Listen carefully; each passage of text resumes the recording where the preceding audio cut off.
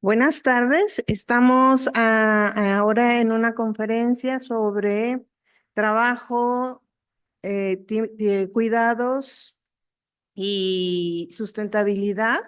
Tenemos de invitada a la doctora María Edith Pacheco Gómez Muñoz. Ella es investigadora de tiempo completo en el Colegio de México y desde 1994 está en el Centro de Estudios Demográficos, Urbanos y Ambientales. Desde entonces es nivel 3 del Sistema Nacional del Trabajo, digo del trabajo, ¿no? Del Sistema Nacional de Investigadores, y durante mucho tiempo sus líneas de investigación han sido desigualdad en el mercado de trabajo, género, familia y trabajo, trabajo agropecuario, el trabajo y los usos del tiempo, que es el tema de esta reunión. Ella realizó el doctorado en estudios de población en el Colegio de México, la maestría en demografía en el Centro de Estudios Demográficos y Urbanos del Colegio de México y estudió actuaría en la Facultad de Ciencias de la Universidad Nacional Autónoma de México.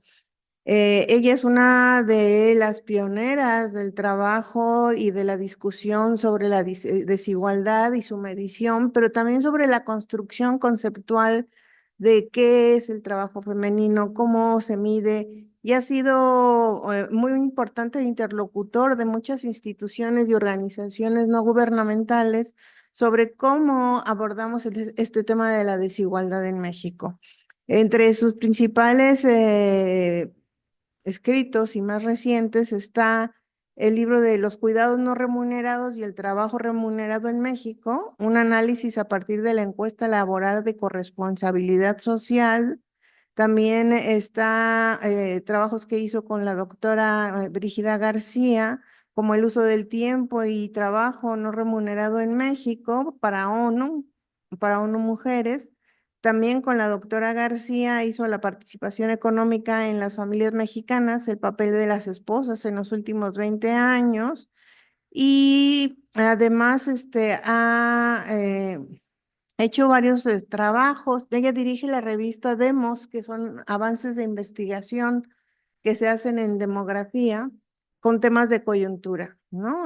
Los bonos demográficos, el tema de los cuidados, la heterogeneidad laboral, etcétera. Es decir, tenemos el privilegio de tener a una experta en el tema. Y lo interesante es este diálogo que se establece con los otros campos en las mismas ciencias sociales, como es antropología, sociología y demografía, ¿no? Yo definiría a Edith como una sociodemógrafa, ¿no? Muy abierta y además, bueno, tiene una parte que no abordará ahora, pero ella también hizo muchos trabajos sobre triangulación metodológica, que también es muy interesante de abordar, ¿no? Y que podemos como tener una interacción. Para mí es un privilegio que haya aceptado estar. Además, somos amigas de hace más de 30 años, desde el kinder, somos muy jóvenes, pero es muy interesante ver cómo a través del tiempo se van construyendo los conceptos, qué es lo que interviene, por qué la realidad nos lleva a ciertos aspectos, pero luego los rompe. Entonces, si pensamos esas dinámicas de construcción, es muy interesante. Entonces, yo le agradezco mucho a Edith su presencia y la dejo al cargo de la charla. Pues muchísimas gracias, Maru. En realidad también es un gusto estar aquí con ustedes y compartir parte de mi trabajo.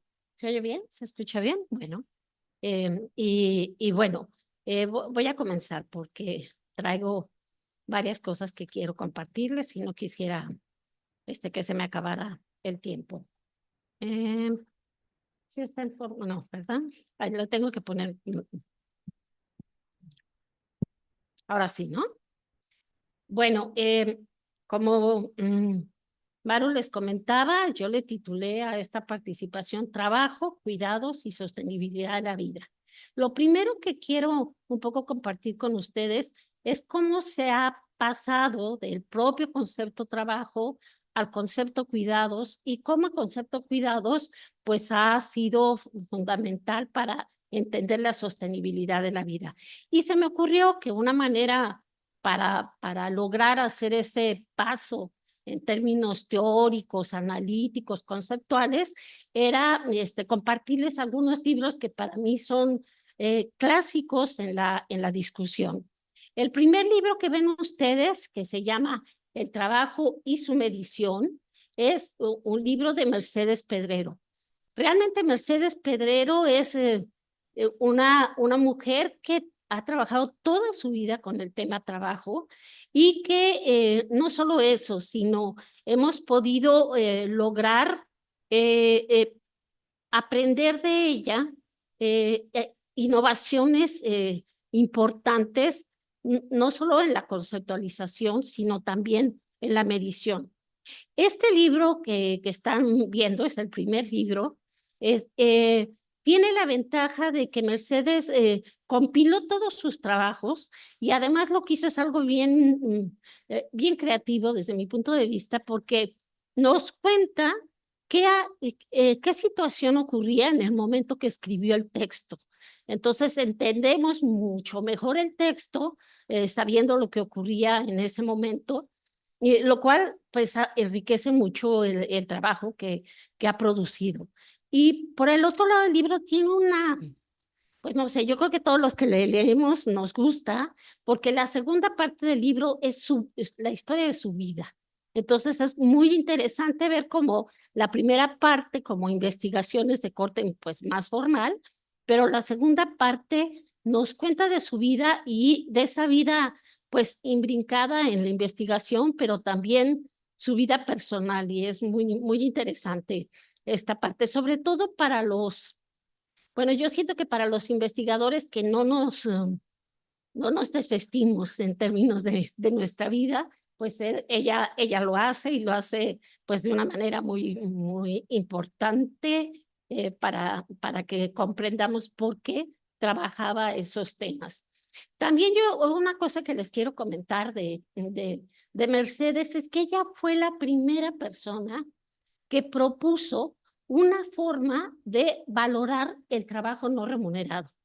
En 1977, quizás algunos de ustedes pueden decir, uy, pues ahí era mi abuelita o era, no lo sé, pero desde los 70 ella ya estaba valorando el trabajo no remunerado, cuando realmente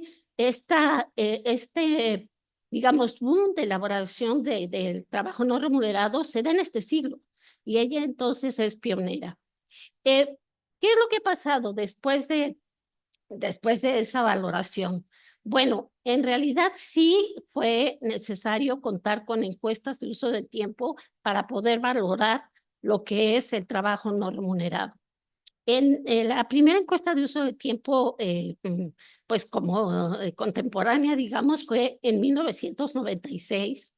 Es una encuesta que se perdieron las cintas, porque eran cintas, era la época en que pues no se contaba con almacenamiento más pequeños.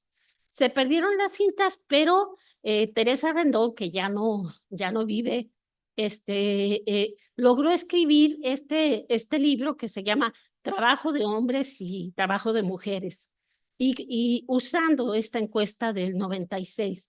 Entonces podemos aprovechar lo que es la encuesta del 96 como análisis, y en realidad ya este libro iba encaminado a plantear las desigualdades de género en el mercado de trabajo. Y todo lo que tiene que ver con los usos del tiempo. Años después, ONU Mujeres le pidió a Brígida García que aprovechara la encuesta de uso del tiempo del 2009. Y Brígida me invitó a participar junto con ella y coordinamos este libro que se llama Usos del Tiempo. Y aquí, fíjense, aquí ya empieza el concepto. Trabajo no remunerado en México, ¿no? Ya no lo vemos como trabajo, así solo, sino que ya nos acercamos al trabajo no remunerado para darle importancia a las actividades que tienen que ver con el trabajo no remunerado. Este libro se publica en el 14 y vamos viendo cómo va evolucionando los conceptos, y son varias sobre todo, y algunos autores que podemos leer al respecto de usar esta encuesta del 2009. Años después, ya en los 20, ya nos ubicamos en los 20, aquí hay un libro que se llama Odisea de las generaciones en México, de las historias de vida a los territorios. Aquí ven que el concepto trabajo no aparece, pero ¿por qué lo traigo a colación? Porque en este libro hay un par de trabajos que tienen que ver con aprovechar una encuesta demográfica retrospectiva que en realidad lo que contiene es información de las diferentes trayectorias vitales de las personas, la trayectoria laboral, la trayectoria conyugal, la trayectoria educativa, y por lo tanto, no solo vemos cómo participan hombres y mujeres, tanto en el trabajo remunerado como no remunerado, sino cómo han participado a lo largo del tiempo, a lo largo de sus vidas. Entonces, por eso lo traigo a colación. Esa ya es otro tipo de encuesta, no de momento, y como hay artículos que sí tienen que ver con esa interrelación entre trabajo remunerado y no remunerado, creo que si están interesados en términos de ver lo que pasa a lo largo de las vidas de las personas, pues este es un buen momento. Y es digamos, y es una entrada donde se incluyen pues otro tipo de conceptos, ¿no? Trayectorias laborales, trayectorias reproductivas, porque ustedes saben que la trayectoria reproductiva incide en la participación de las mujeres en el mercado de trabajo. Finalmente, en el último libro que tenemos aquí, ya se ve el concepto cuidados, ¿no? Ya lo ven como trabajo no remunerado y su relación con el trabajo remunerado. Y es por eso que decidí, pues, avanzar en los conceptos, poniéndoles estos libros para que entendiéramos y les compartiera yo cómo he ido cambiando la conceptualización de lo que es trabajo. En este libro existe un conjunto de capítulos que tienen que ver con aprovechar lo que tenemos en una encuesta que se llama encuesta laboral de corresponsabilidad social. Aquí aparece otro término, ¿no? Viene, digamos, vamos recorriendo como conceptualmente la discusión, y aquí aparece ya en el título de la encuesta, ya no uso de tiempo, sino corresponsabilidad social. Y es porque ya en esta encuesta lo que se busca es ver cómo somos responsables o corresponsables del trabajo de cuidado o cómo no lo somos. La mayor parte de los resultados es que pues no existe corresponsabilidad, ¿no? Y esa encuesta nos ayudó a aclarar y visibilizar esa problemática de la no corresponsabilidad. Pero qué, o sea, ¿se acuerdan? El título de la presentación es Trabajo, Cuidados y Sostenibilidad Social. Pues lo primero que quiero comentarles es que yo me adscribo a la discusión de la sostenibilidad social. ¿Y por qué? Porque en realidad el trabajo remunerado no se puede realizar sin todas las labores que se hacen en el trabajo no remunerado. Y aquí les quiero hay una revista que se llama Coyuntura Demográfica, que se las mencionó Maru, y yo la coordino en este momento. Es una revista que sale 2 veces al año. Los artículos son muy cortos, pero se supone que tienen que ser, bueno, no se supone, tienen que ser resultados de investigación. Y este trabajo de Nina Castro es un trabajo que nos muestra cómo las mujeres organizaron su vida a lo largo del tiempo, y así mujeres sin hijos, mujeres con hijos, pero hijos pequeños, o mujeres con hijos grandes. Y lo que ven en las siglas es no TRs, no trabajó remuneradamente, o trabajó en el cuidado, ¿no? Es la combinación a lo largo de la vida de cómo entrelazan sus diferentes trayectorias vitales para sostener la vida. Yo diría que para sostener la vida. Y esta segunda diapositiva, van a decir, ¿y eso qué son esas barritas, verdad? Cada línea de esas barritas es la vida de una mujer entre sus primeros 20 años y sus últimos años de vida, ¿qué hizo a lo largo de la vida? Y entonces aquí ven diferentes colores porque algunas de estas líneas de la vida son que las mujeres fundamentalmente se dedicaron al trabajo no remunerado y de cuidados o combinaron trabajo remunerado con no remunerado.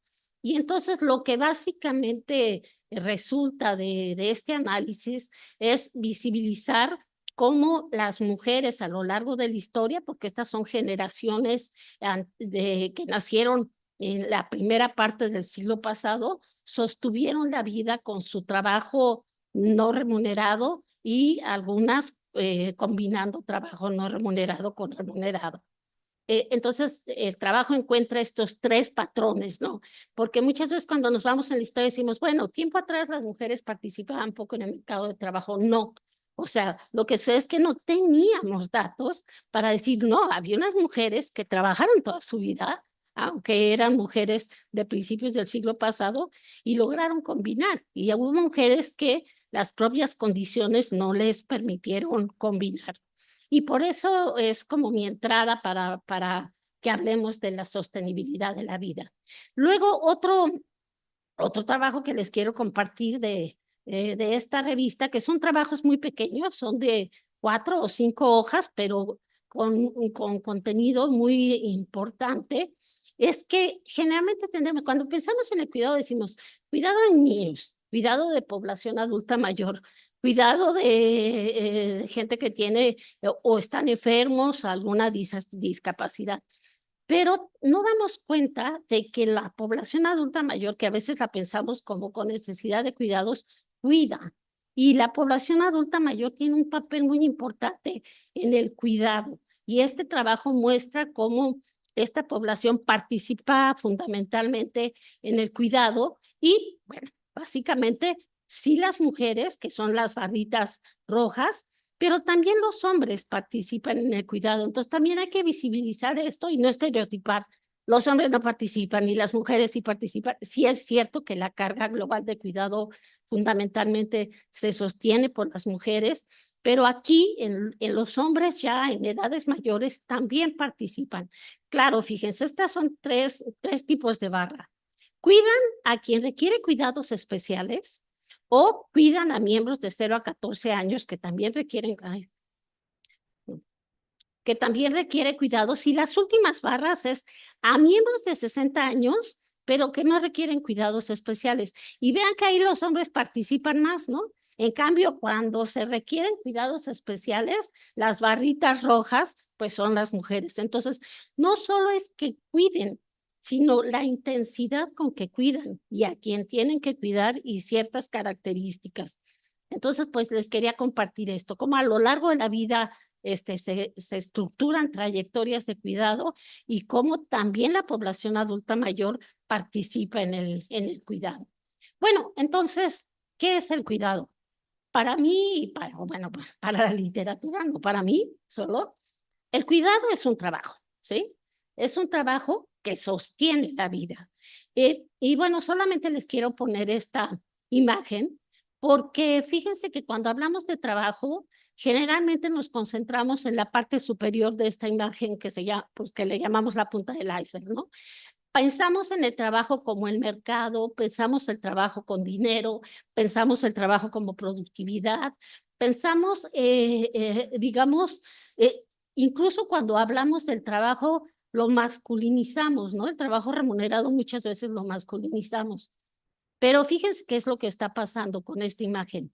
Las mujeres están sosteniendo todo ven, 3 mujeres así como sosteniendo todo esto y por eso me adscribo a la postura de varias escritoras, fundamentalmente españolas, ahí donde se escribió toda esta discusión de la sostenibilidad de la vida, sostienen una vida y la sostienen de manera muy invisibilizada, ¿no?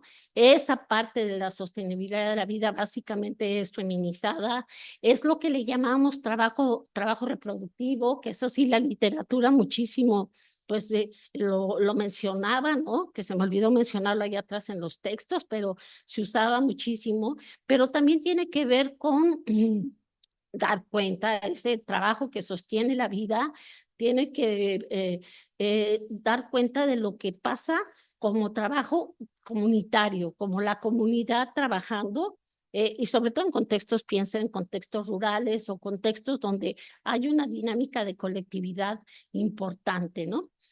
Bueno, entonces, sí, el trabajo es, digo, el cuidado es un trabajo que sostiene la vida, que lo hemos clasificado como cuidado indirecto, que es todo lo que es el trabajo doméstico. ¿Y por qué decimos que es indirecto? Porque todas las actividades de lavar, planchar, cocinar, las tenemos que hacer para lograr cuidar de manera directa. O sea, si cuidamos un bebé, pues primero tenemos que haber lavado su ropita, hecho la comida, etcétera, etcétera. Y por eso es que el cuidado directo tiene que ver así con cuidar de manera específica a los diferentes grupos poblacionales, y ahí sí alimentar, acompañar, asear.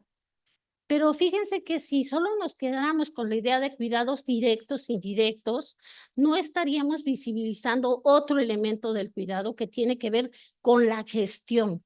Y la gestión, todos aquí podemos decir que día a día pensamos y gestionamos cosas, ¿no? Ya se acabó el jabón para lavar, ya tengo que ir a comprar, no sé, comida, etcétera. Entonces, el tema de la gestión es una organización mental, no es visible, pero está de manera mental, y pues es el punto de planear, coordinar, supervisar, todo lo que se pueden imaginar aquí están enunciadas, pues ir por la despensa, las citas médicas, los días de aseo, ¿qué? El pago de los impuestos, ya sabemos que eso cuesta mucho tiempo. Y luego los descansos, porque también gestionamos nuestros descansos, aunque sean reducidos, pues también los gestionamos. Entonces, bueno, el cuidado es un trabajo, sí, pero ¿dónde está el origen de toda esta discusión? En realidad, cuando hablamos de trabajo, pues la discusión está muchísimo más atrás, que tenía que ver con ese concepto de la reproducción social, ¿no? Y en ese momento y en esa discusión de la bibliografía de la reproducción social, había una tarea que era fundamental cuando queríamos dar cuenta de la importancia del trabajo femenino, que era hacer visible lo invisible. De hecho, escribíamos mucho en ese sentido, ¿no?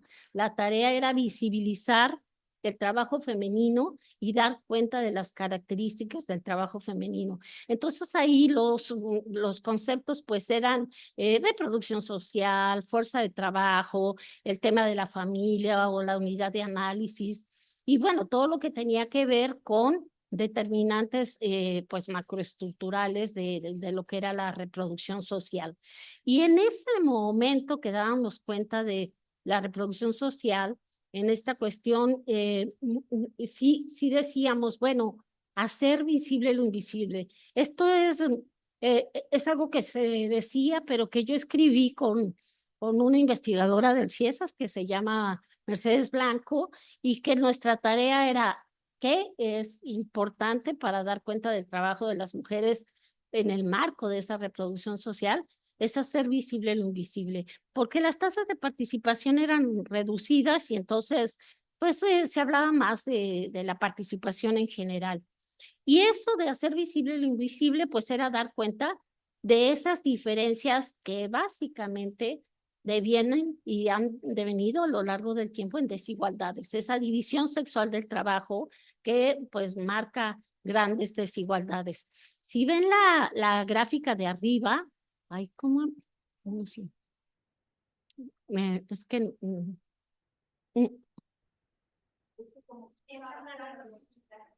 la de arriba no se quita. Bueno, miren, esta gráfica que tienen acá, ¿sí?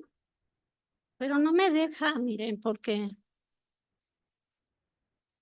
ahí no me deja, miren. Es, ujú. Bueno, esta gráfica que tienen aquí es una gráfica a lo largo del tiempo de las mujeres mexicanas que se dedican exclusivamente ay, ya me pasé. a las labores del hogar, ¿no? Así entre comillas, si se fijan, porque hay que cuestionar también ese concepto de las labores del hogar. Bueno, las que se dedican exclusivamente al trabajo no remunerado, lo que diríamos ahora, o al cuidado directo, indirecto, ¿no?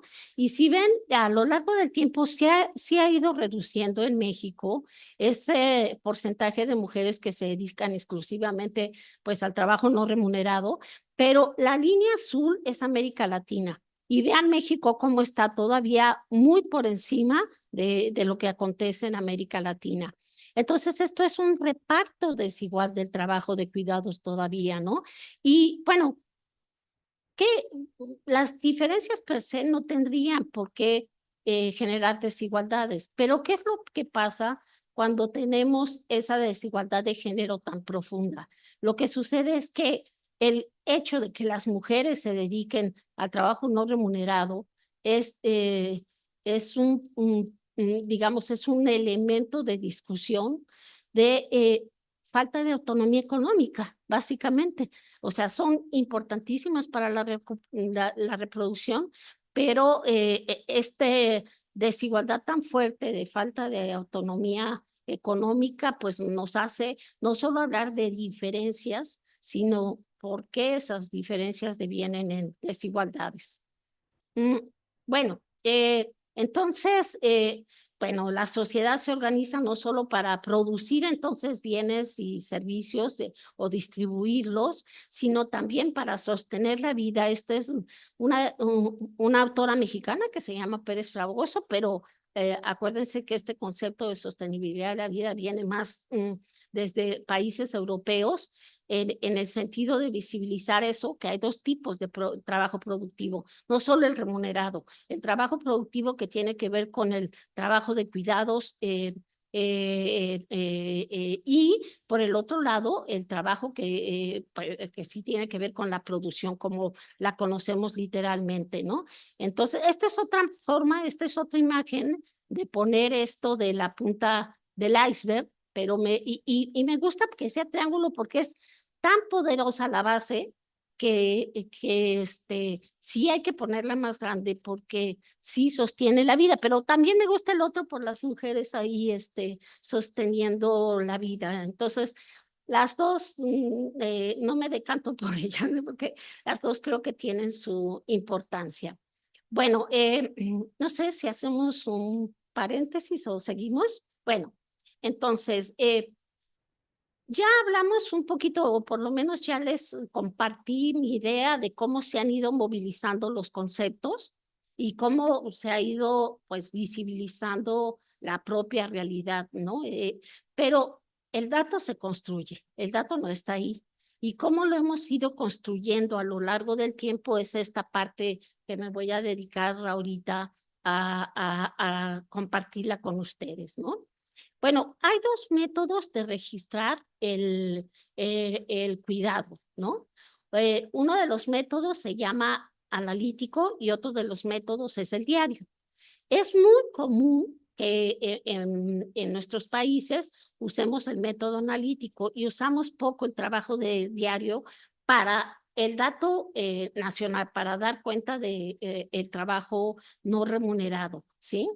¿Qué diferencias hay entre estos dos métodos? Bueno, los dos métodos nos permiten como visibilizar diferentes aspectos, ¿no?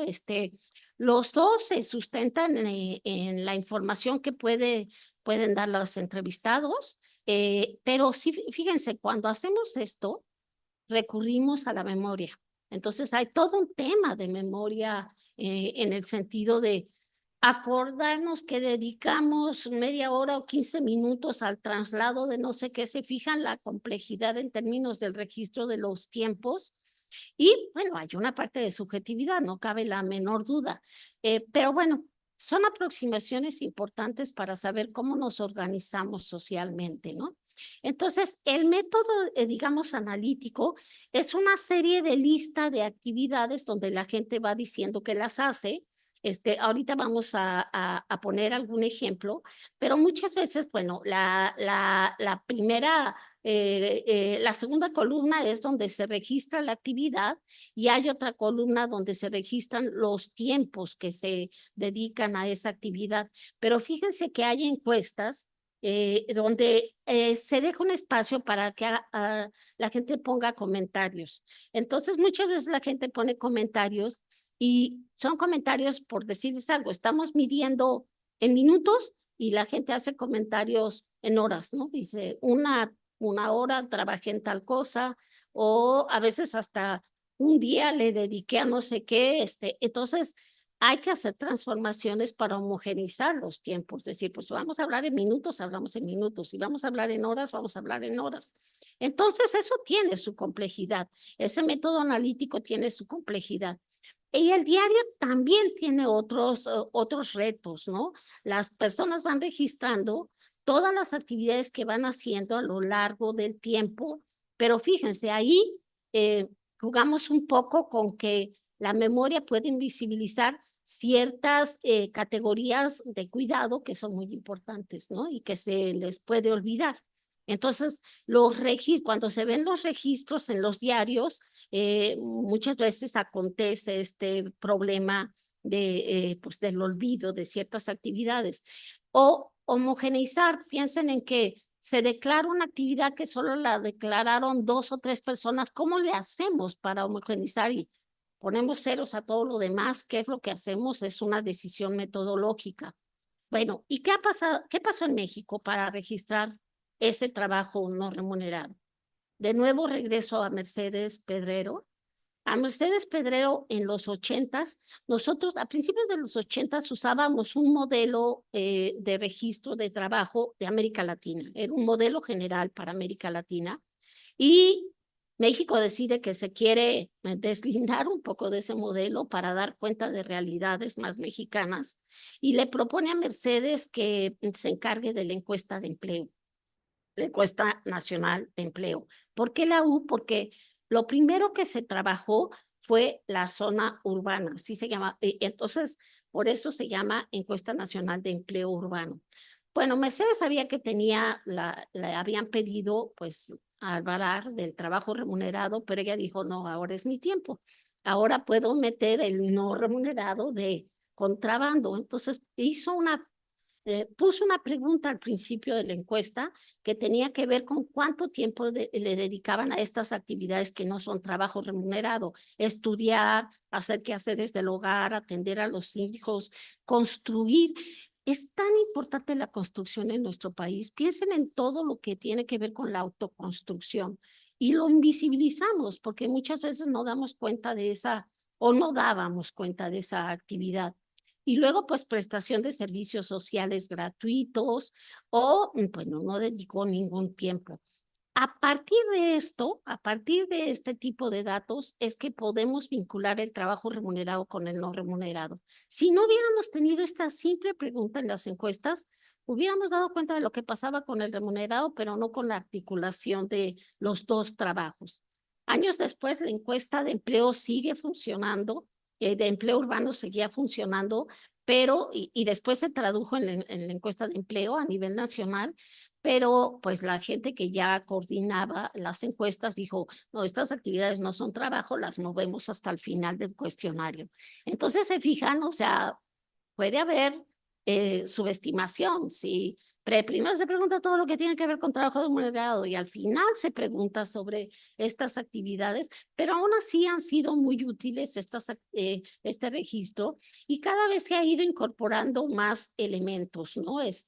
Aquí vean que tienen 6 puntos y aquí ya tenemos 8. Por ejemplo, apareció la discusión de, bueno, los hombres trabajan mucho en la autoconstrucción, ¿no? Y entonces hay que meterlo como una pregunta desagregada. Y así sucesivamente, cada uno de estos se fue desagregando. Aquí ya lo tenemos: cuidado, de atención sin pago, ancianos, pero también ya pusimos, ¿se acuerdan lo que decíamos de las compras, de los trámites, O sea, ya hay una manera de visibilizar con más detalle el trabajo de cuidado o esto que comentábamos de las citas médicas, etcétera, etcétera, ¿no? Y la construcción de la vivienda también, o reparar, ¿no? El reparar sí es una actividad más masculinizada y también les puedo decir que cuando se hacían estudios que tenían que ver con el trabajo de los hombres, se decía, bueno, pero ese también es trabajo no remunerado y se invisibiliza, entonces empezaron a meter pues rubros en esta encuesta que hacían también importante visibilizar el trabajo que es más masculinizado. Después de ese recorrido que se hizo en las encuestas de empleo, ya se diseñaron las encuestas nacionales de uso del tiempo, específicamente de uso del tiempo. Ya no era una parte de las encuestas de trabajo remunerado, sino ya tenían su propia existencia las encuestas de uso del tiempo. Entonces, México se decantó, ya ven que les decía que hay como una entrada que tiene que ver con diarios y una entrada que tiene que ver con cuestionarios. México se decanta por el cuestionario. Las encuestas de uso del tiempo son largas. Bueno, aquí tenemos como el recuento de la del 2002, la del 2009, del 14, del 19. Es un cuestionario larguísimo, 22 páginas, entonces se requiere personal especializado realmente para poder captar esta encuesta. Pero fíjense, hasta ahí estamos registrando tiempos. ¿Cómo damos cuenta o visibilizamos el trabajo no remunerado con tiempos? Pero les decía yo cuando empezamos a ver los libros que cómo se distribuyen esos tiempos y, cómo se distribuyen esos tiempos y quién es responsable de un trabajo u otro. Y entonces México se lanza a hacer una encuesta que se denomina así, encuesta laboral de corresponsabilidad social. Y aquí sí lo que se quiere no es medir tiempos, lo que es otra forma de medir.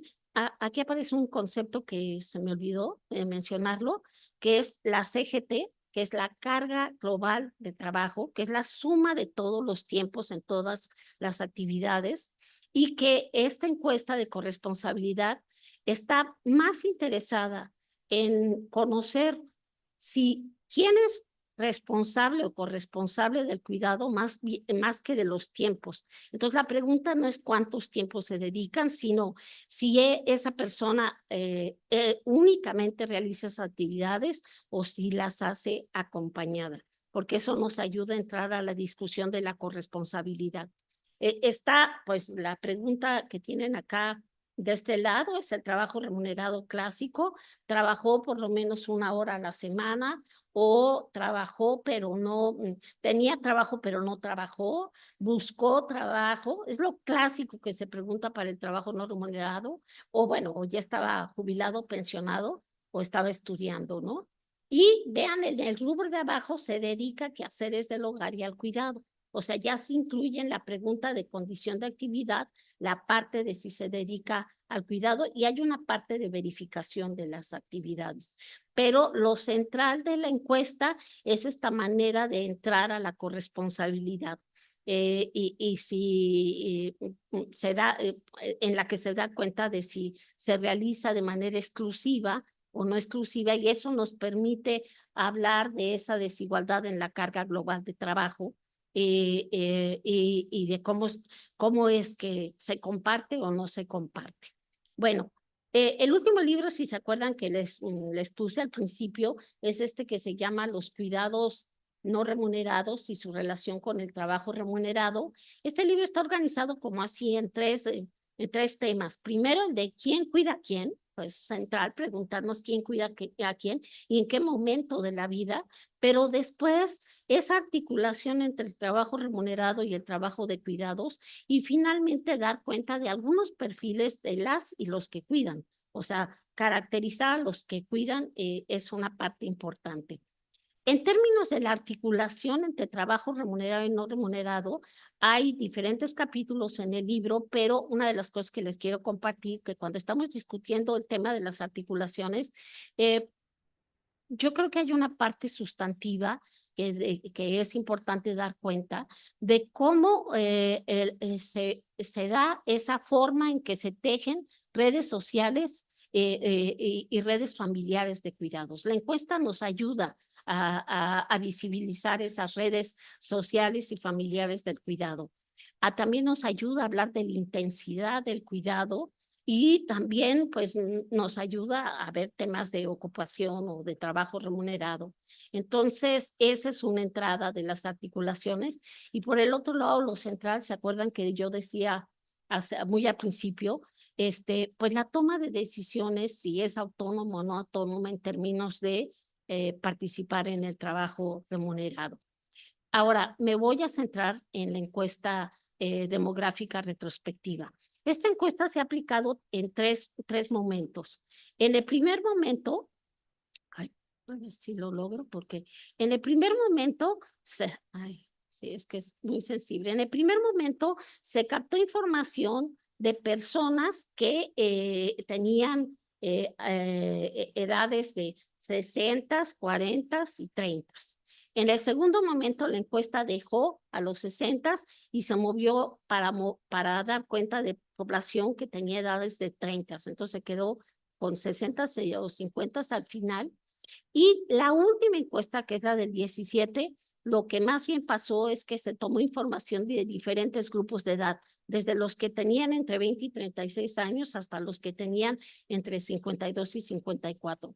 Entonces, cuando tenemos este tipo de información y podemos ver cómo entrelazamos nuestras trayectorias vitales, es la manera en visibilizar a lo largo del curso de vida cómo compatibilizamos o no compatibilizamos las responsabilidades de cuidado.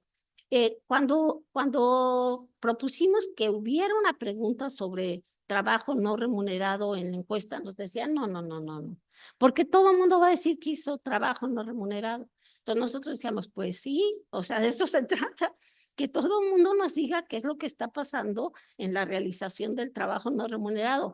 Porque había un concepto que no empataba con sostener la vida, ¿no? Como que sostener la vida es el trabajo remunerado porque es el trabajo que recibe ingresos, etcétera.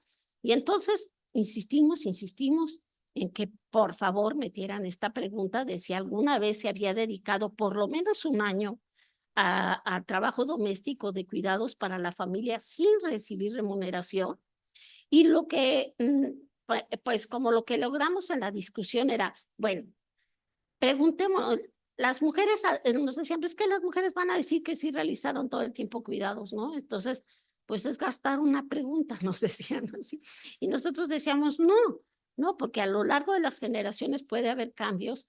Y nos decía, pero ¿cómo lo van a medir? Entonces dijimos, pues lo vamos a medir viendo si es un trabajo que es compartido, si eso está cambiando a lo largo de las generaciones o las mujeres lo siguen haciendo de manera exclusiva. Y por eso la segunda parte de la pregunta, si se fijan, es trabajo doméstico no compartido o trabajo doméstico compartido y el cuidado de los niños, el cuidado de los enfermos, etcétera, o lo de los adultos mayores. Es esta información la que hace que en este libro haya fundamentalmente 2 capítulos que ilustran cómo, en términos de la participación de los hombres, este entrelazamiento del cuidado remunerado y no remunerado está cambiando. Entonces, nos parece que es muy importante ver esos cambios, impulsar esos cambios, que las viejas generaciones se sigue viendo muy, digamos, de manera muy esquemática, el peso más del trabajo solo remunerado. Bueno, finalmente la encuesta nacional, la encuesta nacional del sistema de cuidados es la última que tenemos en el 22. La idea de esta encuesta pues es realmente encaminarse ya a tener información para construir un sistema de cuidados en el país. Y pues cuando se hace la encuesta, el propio INEGI, esta es una presentación del INEGI, esta gráfica, pues nos hace el recuento que yo les he venido diciendo, ¿no? La ENUD, luego la ELCOS y luego la ENUD del 14 y luego la ENUD del 19, ¿no? Son como los antecedentes para llegar al ENACIC. O sea, no se llega al ENACIC así como sí, se llega porque ya hay un cúmulo de experiencia de las encuestas a lo largo del tiempo. Y bueno, ¿se acuerdan que empecé yo mi plática diciendo que Mercedes en los 70s fue la primera que propuso valorar el trabajo de cuidado o el trabajo no remunerado? Fue la primera que dijo, ¿cómo se le hace? A ver, ¿cómo se les ocurre que cómo se le haga? Pues tiene su chiste, ¿no? O sea, ¿cómo se valora? Fíjense lo que se hace. Primero, se averigua qué actividades están haciendo las personas, ¿sí? Y luego esas actividades se busca cómo se pagarían en el mercado. Entonces, si la persona dice, yo tengo 20 horas de trabajo no remunerado, entonces, ¿qué es el no remunerado? Pues uno puede decir, bueno, veamos cuánto gana una enfermera, veamos cuánto gana una trabajadora doméstica, veamos cuánto gana una cocinera. Y entonces con eso se puede valorar el trabajo no remunerado. Y podemos decir qué tan importante es en términos de la sostenibilidad de la vida. Esa valoración, si ven la gráfica, México ya tiene una valoración muy importante a lo largo del tiempo de lo que tiene que ver con el trabajo no remunerado, ¿sí? Y vean que es cerca, bueno, fundamentalmente son las mujeres, ¿se fijan? El peso de las mujeres, el azul más fuerte, son las mujeres, pero bueno, también los hombres, y eso, si lo ven a lo largo del tiempo, ha ido cambiando, ¿no? De 3.7 al principio, pues ya tenemos 6.7. Son cambios tan lentos, pero tan importantes. Aquí como hay jóvenes, y ojalá nos estén viendo jóvenes, pues decirles que se está visibilizando su trabajo, que les sigan participando y que entiendan que se requiere una redistribución del trabajo de cuidados. O sea, no podemos seguir sosteniendo la vida como la sostenemos. Pero fíjense de la importancia de este trabajo no remunerado, que es lo que se denomina carga global de trabajo. El peso es tan importante que es más que lo que representa la manufactura en el PIB, más de lo que representa el sector comercio en el PIB, más. Entonces, es de vital importancia seguir visibilizando este trabajo. Bueno, entonces, regresemos a los cuidados y las desigualdades en México. Y quiero nada más recuperar un trabajo que se escribió en el 18, que lo escribió Cecilia Fraga para Oxfam, donde atendimos el tema de los cuidados, en un libro que salió que atendimos el tema de los cuidados, y Cecilia se dedicó a plantearnos las cosas conceptuales del trabajo de cuidados y hablar de la reproducción, ¿no? Entonces, bueno, diferentes niveles de análisis para hablar del cuidado. Si estamos a nivel macro, estamos hablando de la producción o la reproducción. Si estamos hablando a nivel meso, pues de una u otra manera tendríamos que centrarnos en dar cuenta de los centros de atención de salud, los educativos, la familia o las organizaciones comunitarias. Y si estamos hablando a nivel micro, pues entonces sí tenemos que hablar de los receptores del cuidado y de las cuidadoras, ahí sí, los y las cuidadoras, en términos del cuidado a los diferentes miembros del hogar o a la comunidad también, ¿no? Por ejemplo, hay personas que están trabajando en esto de la comunidad, el cuidado a los animales que se usan en lo rural para la producción es central, o sea, es un cuidado sustantivo para la producción de alimentos, ¿no? Pero les vamos a anunciar que Mari y yo estamos trabajando el cuidado a las mascotas, ¿no? ¿Cuánto le dedicamos a las mascotas? Este próximo trabajo que saldrá, porque también creemos que hay que visibilizar cierto tipo de cuidados que a veces no damos cuenta de ellos. Y bueno, por el otro lado, Cecilia nos dice que tenemos que atender, cuando hablamos de cuidados, a su significado contextual, ¿no? Que pues requiere todo un debate social, ¿no? de qué son los cuidados, qué significan, para las personas qué significa, para el Estado qué significa, para las organizaciones que brindan estos cuidados qué significa y para los que reciben cuidados qué significa. Fíjense, está clarísimo, todo el mundo lo hemos visto en datos, pero también lo vivimos, que el cuidado fundamentalmente lo realizan las mujeres, ¿sí? Pues hay un caso en México de un esposo que demanda a la mujer porque no lo quiere cuidar, ¿sí? Y es un caso fundamental porque, pues obviamente le responde que no lo tiene que cuidar. Él dice, pues que es mi esposa y me tiene que cuidar. Es un caso que sienta precedente para que no acontezca que se considere obligación cuidar, ¿sí?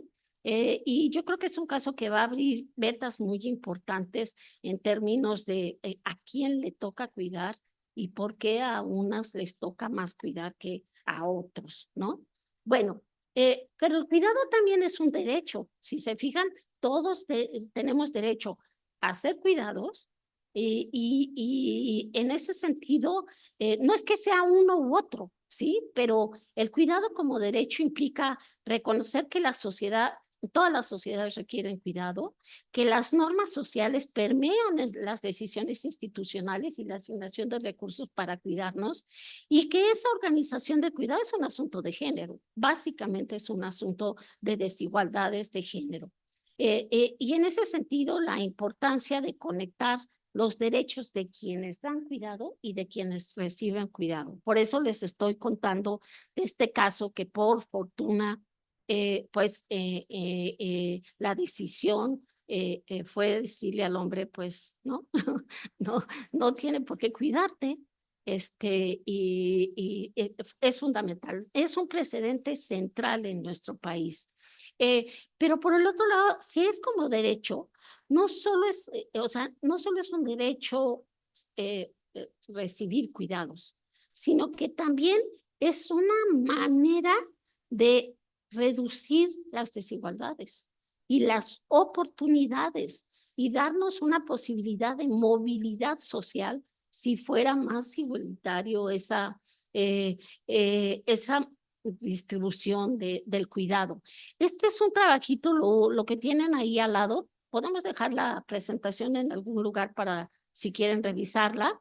Este es un trabajo del CEI, que es este Centro de Espinosa Iglesias, que es muy interesante en el sentido de que reflexiona del beneficio de tener un sistema de cuidados, pero en términos de movilidad social, ¿no? Entonces eso es sustantivo. Bueno, si el cuidado es un derecho, ¿sí? Pues hay muchos aspectos que hay que atender.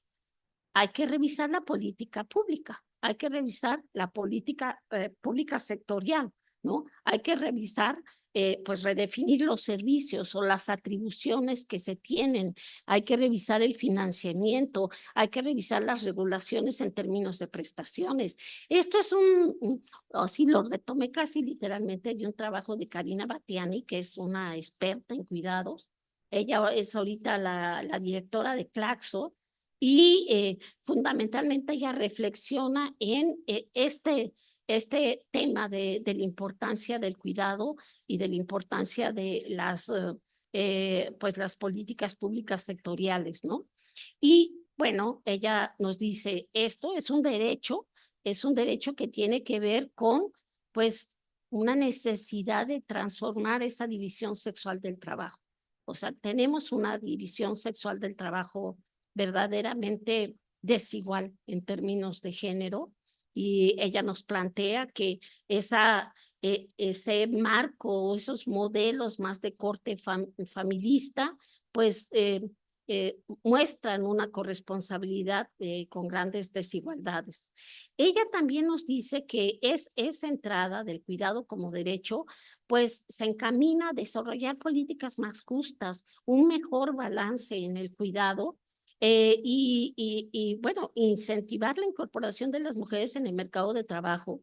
Sí, sí, sobre todo si queremos tener autonomía económica, porque el problema es la falta de autonomía económica y eso nos conduce a expresiones de desigualdad fuertes, ¿no? Pero fíjense, si está todo este debate, si las mujeres se van al mercado de trabajo, ¿quién va a cuidar a los niños, verdad? Y entonces ella dice que hay una suerte de debate que no debería de existir, que pone en la mesa esta comillísimas pugna entre los derechos de la infancia y los derechos de las mujeres, ¿no? Entonces, sí es cierto que hay un debate, pero el planteamiento de Karina es que hay que entrarle a este debate y hay que entrarle al tema de quiénes somos corresponsables, y por eso está esta imagen que es pues un rombo que le llamamos el diamante del cuidado. El diamante del cuidado lo planteó una investigadora que se apellida Razavi, y lo que ella plantea es que ese diamante del cuidado es central. O sea, tendrías que estar participando la familia, pero el mercado también, el Estado también y la comunidad también. Pero fíjense el mercado cómo podrían participar.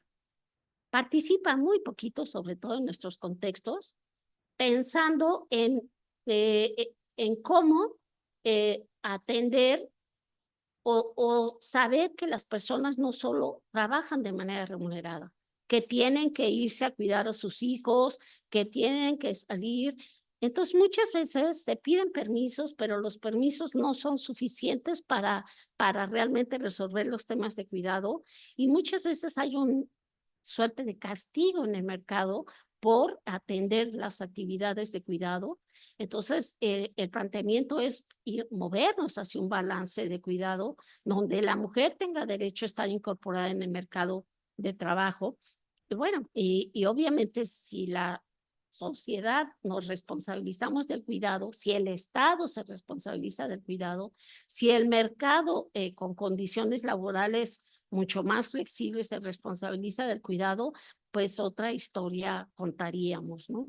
Va para largo, yo soy un poco escéptica al respecto. Yo siento que a mí no me va a tocar, pero espero que ustedes, gente joven, se encaminen a, a que cambie esa gran desigualdad, ¿no? Entonces, pero bueno, si nos vamos por esa vía, pues hay toda una discusión de las cuestiones normativas, las cuestiones económicas, las cuestiones institucionales, pero también las cuestiones culturales y sociales. O sea, hay la necesidad de entrar al campo de la cultura y empezar a enviar mensajes lo vamos a ver más hacia el final, pero es que sí tenemos que visibilizar que vivimos una, pues, no sé, una situación escandalosa pues de desigualdad, y que pues muchas generaciones lo siguen viviendo, ¿no? Entonces, sí es importante que no siga recayendo en las mujeres este trabajo de cuidado.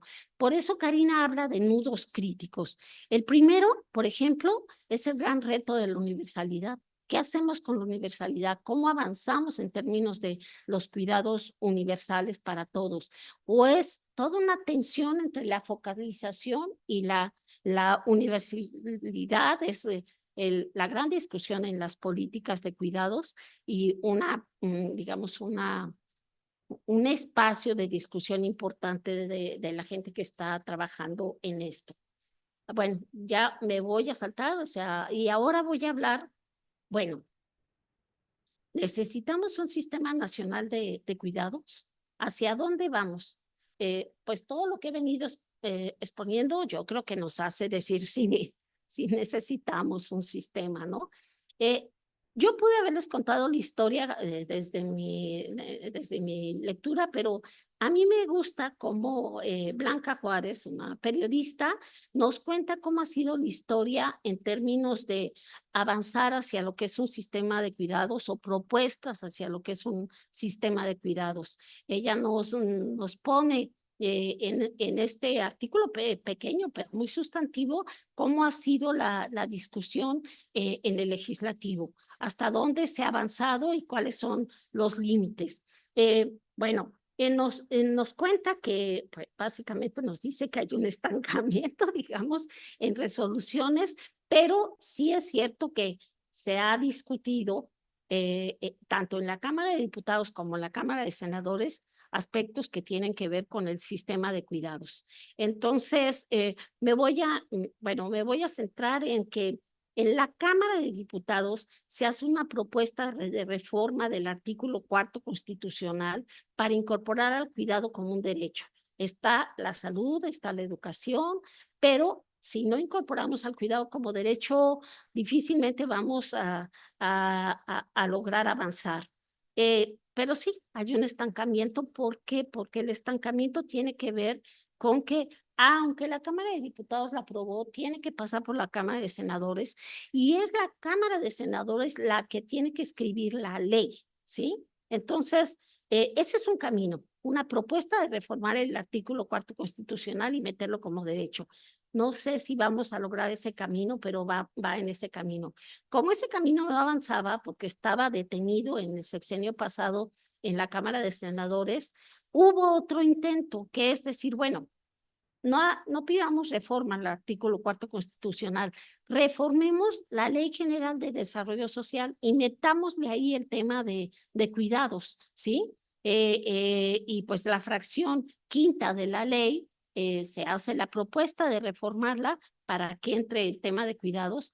Eso quizás hubiera sido más viable, pero se acabó el tiempo, se acabó el tiempo del sexenio. Y bueno, la reforma es una reforma que tiene que ver con apoyo económico para quien brinda cuidados, y no solo eso, pero bueno, ese es un elemento.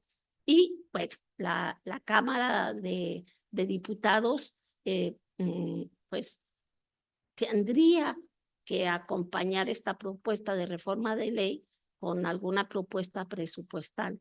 Y ese es el gran reto, el reto mayúsculo. Pero bueno, estamos en eso. La idea de reformar por esa vía está complicada, pero seguramente ahorita en este cambio de gobierno hay mucho discurso, ¿no? Que vamos hacia el sistema de cuidados, que vamos a atender esta problemática. Tiene su dificultad. Por ejemplo, no, es fundamental que entre el concepto de cuidado digno, porque si no, pues nos pueden brindar cualquier tipo de cuidado, ¿no? La idea es que realmente tengamos una posibilidad de avanzar en el derecho al cuidado con un cuidado digno.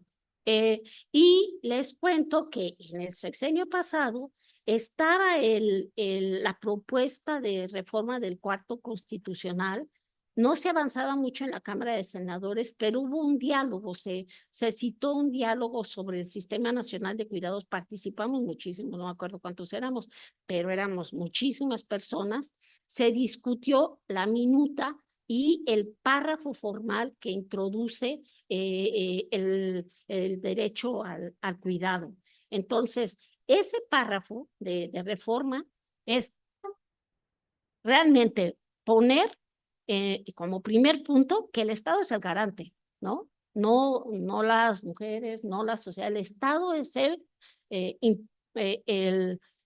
fundamentalmente el garante de que se cumpla. Pero también hay una corresponsabilidad, ¿no? Esa corresponsabilidad entre mujeres, hombres, familias, comunidad, etcétera, a dar cuenta de la corresponsabilidad central para el cuidado. Y por el otro lado, miren, aquí aparece el cuidado digno, ¿sí? Como ponerle apellido, porque si no, se puede, pues, parchar mucho la cuestión legislativa. Y bueno, dimensiones, ¿qué dimensiones se tienen que plantear cuando hablamos de cuidado? Está la económica fundamentalmente, pero la social, pero la política, pero la cultural, la biopsicosocial, son dimensiones centrales si atendemos el tema del cuidado. Y fundamentalmente está el tema de la accesibilidad, como vamos a tener de hecho la pertinencia, la suficiencia y la calidad. Esos elementos son muy importantes para considerarlo. Este párrafo se quedó así, en enunciativo. No hay todavía, pues, no sé si llegue a pasar en este sexenio, se vaya por otra vía, pero yo quería compartírselos porque sí fue una de las discusiones en el sexenio pasado. Y aquí sí hablar de pues los grupos prioritarios, los niños, los adultos mayores, los enfermos. Pero fíjense que lo que más se discutió de este párrafo y que muchos no estábamos de acuerdo es que se dijera que esos grupos hay que atenderlos, pero quienes vivan en condiciones de extrema pobreza, porque decíamos, ay, no, ya focalizados, o sea, ya si se van a ese grupo, pues no es el derecho al cuidado, como lo estamos planteando. Entonces se discutió muchísimo ese aspecto. Es cierto que es un asunto presupuestal, es cierto que se tendría que empezar por alguna vía, y es cierto que quizás se tiene que empezar por la vía de atender la extrema pobreza, pero una cosa es empezar así y otra cosa es que quede en un enunciado y de reforma constitucional. Ya no me voy a seguir en lo de la ley, pero bueno, les digo, hemos escuchado mucho este sexenio, mucho discurso, poca propuesta, pero sí hay mucho, ¿no? Desde la Cámara de Diputados, la propia presidenta hablando del sistema de cuidados. Algunas ciudades, la Ciudad de México, de hecho, es la única, es la única entidad federativa que en la ley está el tema del cuidado. O sea, la, la, la, la Constitución de la Ciudad de México sí ya tiene al cuidado como un derecho, ¿sí? ¿Y cómo lo hicieron? Fíjense, como que había un gran debate, y había una ala conservadora que no quería que entrara como con esa visión tan amplia, pero bueno, yo sí creo que ahí hubo una inteligencia importante y la metieron al cuidado en el rubro del derecho a una ciudad digna, ¿sí? Y bueno, como que se les coló por esa vía, se atontaron y qué bueno, porque por lo menos entró y bueno, en la Ciudad de México sí lo tenemos. Y luego, pues en este sexenio, la Secretaría de Bienestar, pues enuncia o nos dice que van a encaminarse al sistema de cuidado. Y eso hace que se activen en otras entidades federativas la discusión del sistema de cuidado. Querétaro, entonces, rápidamente se mueve a que una diputada diga, sí, ya, vámonos por la vía del cuidado. En Querétaro hay una masa crítica. ¿Qué les puedo decir? Hay muchas mujeres pues muy conocedoras de la problemática, entonces yo creo que pueden movilizar, irse hacia la construcción de un sistema de cuidados, esperemos que sí, y hay una gran diversidad, pero quiero compartirles, me encantaría poderles hablar de esto. El estado de Jalisco ya tiene su ley integral para el sistema de cuidados, ya existe, ¿sí? Y desde mi perspectiva y desde muchas otras perspectivas, es una ley muy completa, en el sentido que no es una ley de prestación de servicios, sino es una ley que parte de, de una visión de perspectiva de género, o sea, que tiene que ver con, no sé si han oído las R's, las R's del cuidado, y el enunciado de la ley dice, bueno, para hablar de un programa estatal de cuidados, hay que reconocer los trabajos de cuidado, hay que reducir esa carga de cuidados que vemos que es muy fuerte en el caso de las mujeres, hay que redistribuir, hay que recompensar a las personas cuidadoras, y en ese sentido hasta la recompensa tiene que ver con ajustes salariales, hay que realmente las personas cuidadoras tengan poder de representación social y que estén en el diálogo social para poder negociar, ya sea desde el lado de la negociación colectivo sindical, pero desde el lado de la negociación, esas R's, digamos, en la perspectiva de género empezaron 3 R's, ¿sí? La de reconocer, reducir y redistribuir. Y luego le empezaron aumentando, ¿no? La de recompensar, la de representar. Ahorita vamos en 7. Pero bueno, la ley de Jalisco, pues metió esto como marco que sustenta la ley y eso yo creo que es un avance importante. Bueno, no, Ahora sí, un paréntesis, ¿qué son los cuidados? Pues el recorrido legislativo nos permite reiterar que los cuidados son un derecho, o sea, toda esta parte que dediqué, pues no solo el cuidado es un trabajo, el cuidado es un derecho, pero siendo un trabajo, esto yo creo que ya lo dije, pero lo quiero reiterar, acuérdense que si es un trabajo, no solo involucra cuidados directos e indirectos, sino que involucra todo lo que es la gestión. Y esa parte de la gestión es muy importante si lo vemos como el cuidado como trabajo. Y bueno, ¿cuál es una de las problemáticas medulares en torno al cuidado? Si se fijan acá, yo les dije, aquí es reconocer los trabajos de cuidado. ¿Quién hace el trabajo de cuidado? Fundamentalmente las mujeres, ¿no? Entonces, el gran problema es que el cuidado se asienta en una gran desigualdad que es la de género. Y solo les quiero compartir algunos datos. Esta es datos que tienen que ver con digamos, la proporción de población entre 20 y 59 años que se encuentra fuera del mercado de trabajo por razones familiares, porque está cuidando.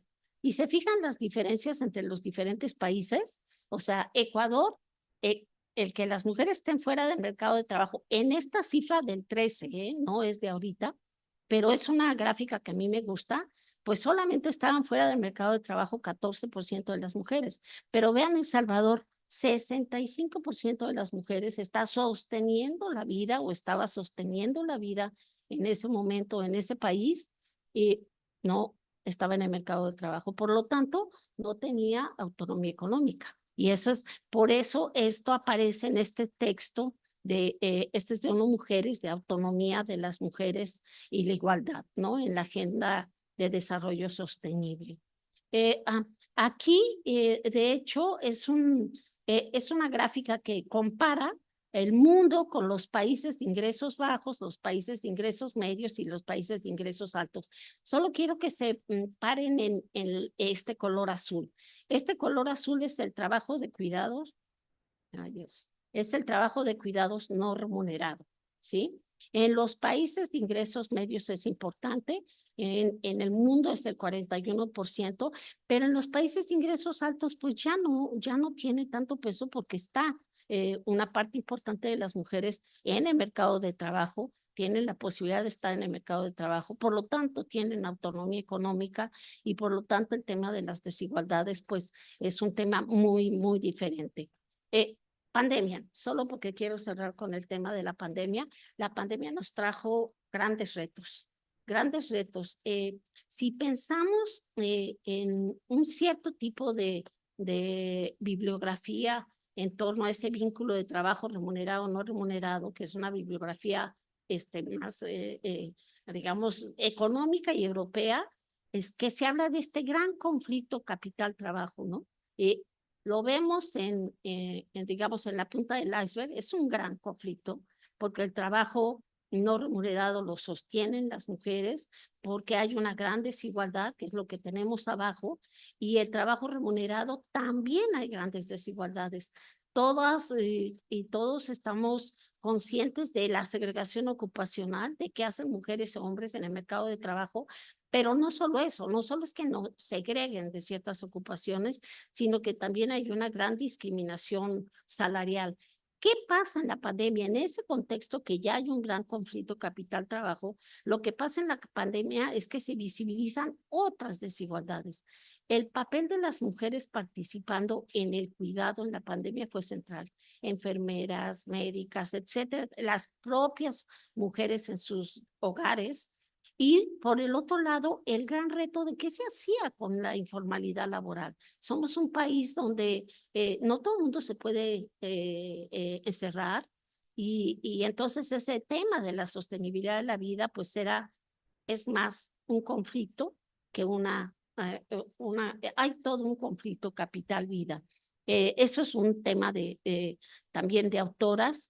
Hay una autora que se llama Maya Pérez Orozco, que ella sí de plano le apunta, ella piensa que el capitalismo no nos va a dar chance de cambiar la cosa.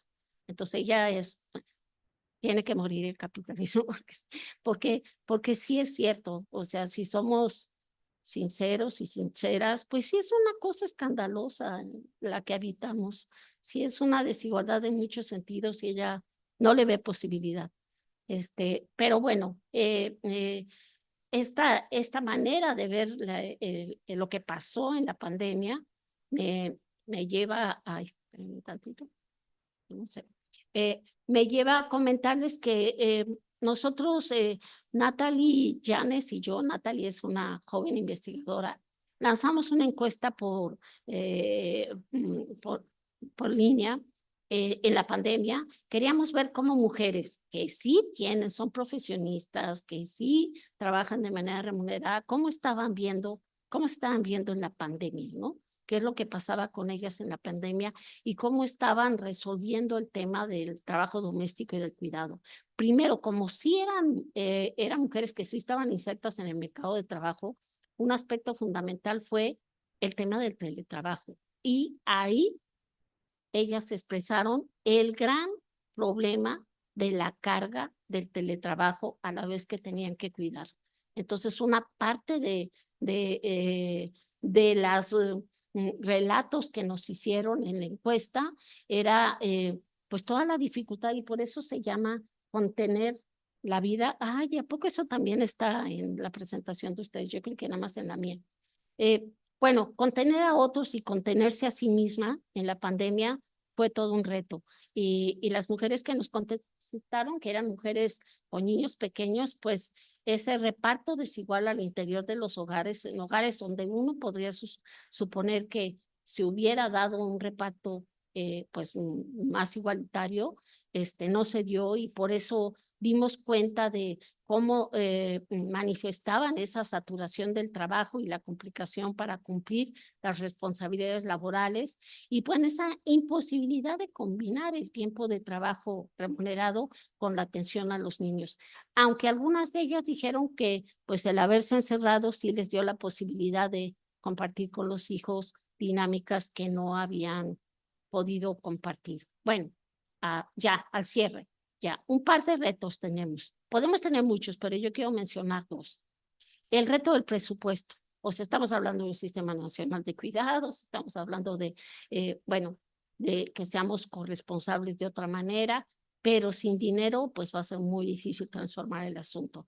En un trabajo que hice, ay, yo no me acuerdo cuándo, pero piensen 7 años o algo así por el estilo. Hace 7 años revisé los presupuestos para ver qué pasaba con los presupuestos en términos de atender el tema del cuidado.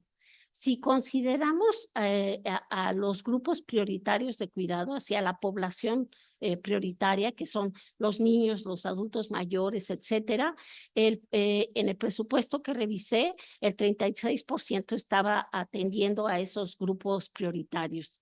Pero si ya nos vamos al tema de programas vinculados específicamente con el cuidado, ese dinero se va reduciendo. Se volvía en ese entonces y no creo que cambien. Los presupuestos son pues como muy estables en el sentido aún de cambio con cambios de gobierno, es el 25%. Pero miren, ¿qué es lo que tenemos que resolver? La gran desigualdad de género, ¿no? Esa sería la gran desigualdad. Si buscamos programas que busquen reducir los tiempos de cuidado, solo nos quedamos con el 2% del presupuesto de nuestro país. Ahí está el gran reto, es un reto de dineros básicamente. Y otro reto tiene que ver con el volumen poblacional. Para el 2050 vamos a ser 55 millones de habitantes, ¿sí? Y aunque entre el 20 y el 50 se va a reducir la proporción de niños, tanto de 3 a 5 años como de 6 a 11, todavía hay una proporción importante de niños por atender y por el otro lado, la población adulta mayor va a ir aumentando, ¿no? Entonces, ahí está esta cuestión poblacional de sí van reduciendo unos, pero van aumentando otros, se vuelve otro de los retos. Y bueno, solamente les quería compartir estos dos, pero sabemos que tenemos muchos más. ¿Por qué? Porque vivimos más y además las mujeres viven más que los hombres, ¿no? Entonces, ahí hay todo un tema a discutir. Pues gracias por escucharme.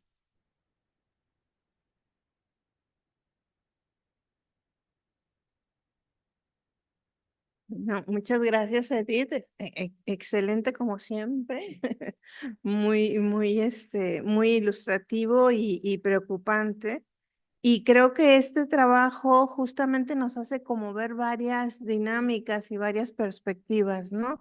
El ejercicio de ver cómo se van construyendo analíticamente los conceptos, ¿no? A través del tiempo y de la historia misma de los conceptos y sus circunstancias, ¿no? De dónde nos vienen las influencias o no. Y la otra es esta construcción de datos, ¿no? Que es muy interesante para un campo antropológico y sociológico, ¿no? De ver cómo el campo de la demografía va construyendo y debatiendo conceptos y se generan estas informaciones, ¿no? Y muchas veces hay como el estereotipo de, bueno, como es numérico, es positivista. Y pues ya se dieron cuenta que es muy complejo. Abajo hay muchas polémicas, construcciones, etcétera, ¿no? Y creo que la demografía, justo como un campo sociodemográfico, es muy interesante, ¿no? Permite ir viendo muchas articulaciones y visibilizar muchos problemas. Ahora que otro tema interesante es la multidimensionalidad, ¿no? Nuevamente, y lo que tú le llamas las articulaciones o las líneas de articulación que van emergiendo, ¿no? Y se van disminuyendo, otras se van fortaleciendo.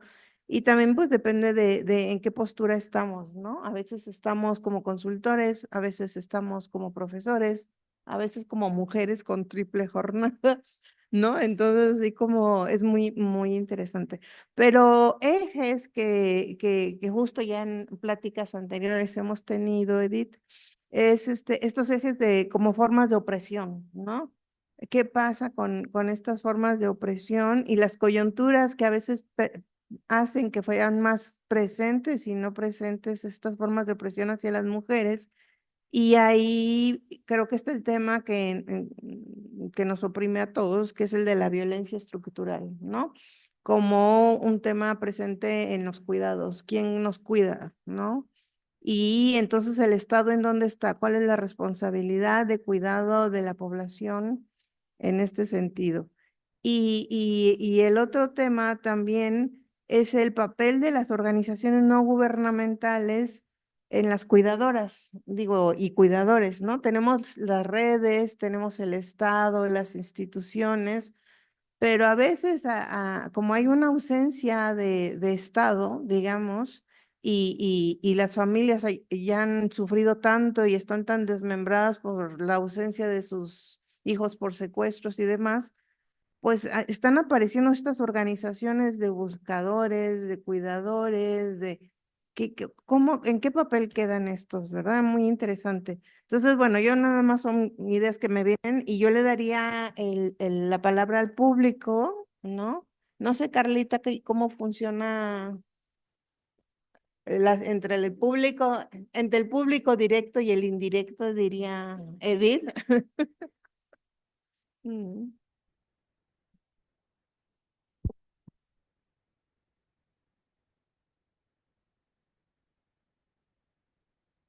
sí. Ya. ¿Y qué les parece si damos paso a un par de preguntas acá y luego damos un par de preguntas acá? Sí, si es que las hay. ¿Hay alguna participación, pregunta? Muchas gracias, doctora Edith. Pues la verdad es que mucha tela de dónde cortar, muchos elementos que llaman mi atención, pero bueno, uno de los que me parecen como más importante y que me gustaría plantear es esta parte que usted mencionaba incluso al finalizar la ponencia sobre el sentir de las mujeres al quedarse en casa, a pesar de tener estas múltiples jornadas de tener que trabajar, conectarse al trabajo más del tiempo requerido que si estuvieran de manera física en una oficina o en sus lugares de trabajo y aparte pues cubrir como todas las demás rutinas de la casa, pero que ellas pues agradecían, ¿no? Me ha tocado platicar con algunas mujeres que prefieren estar en teletrabajo o trabajo a distancia precisamente por esta cuestión de que estar en casa pues les permite atender a la familia, ¿no? O ocuparse de esta, pues de esta serie de cuidados y de trabajo que realizan en sus hogares. Esta cuestión de la culpa, el señalamiento, pues la sensación de que estás fallando como madre o como pareja o como mujer incluso, ¿no? ¿Qué tan presente está, ¿no? A final de cuentas, si a las mujeres se nos permitiera o se nos diera esta posibilidad de salir a trabajar con nuestros hijos, hijas en cuidado digno, eh, padres, madres, si tenemos pues a nuestro cargo también tener que cuidar, pues si quisiéramos hacerlo, ¿no? Porque incluso pues hay esta situación de que pues prefieres quedarte, ¿no? En casa, aunque no estés recibiendo una remuneración económica, precisamente por esta sensación de culpa o esa sensación de que le estoy fallando a mi familia. Entonces, no sé si se pudiera como comentar un poco respecto a eso. Gracias.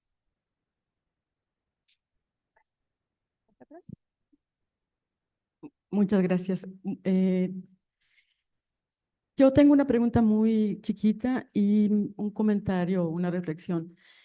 Al principio, tú dijiste sostenibilidad social o entendí mal, o estabas tomando sostenibilidad social como sostenibilidad de la vida. Ahí como que me... Si dije sostenibilidad social, me equivoqué. Ok, ok. Y yo estoy de acuerdo en que tenemos ya como por lo menos 6 años, quizá un poquito más, escuchando bastante en México y de todo este debate y todo este avance en el análisis, en la reflexión, en las propuestas del tema de los cuidados. Pero tengo la impresión de que no se ha, o que se ha aterrizado bastante poco, o que se ha avanzado bastante poco en términos incluso legislativos.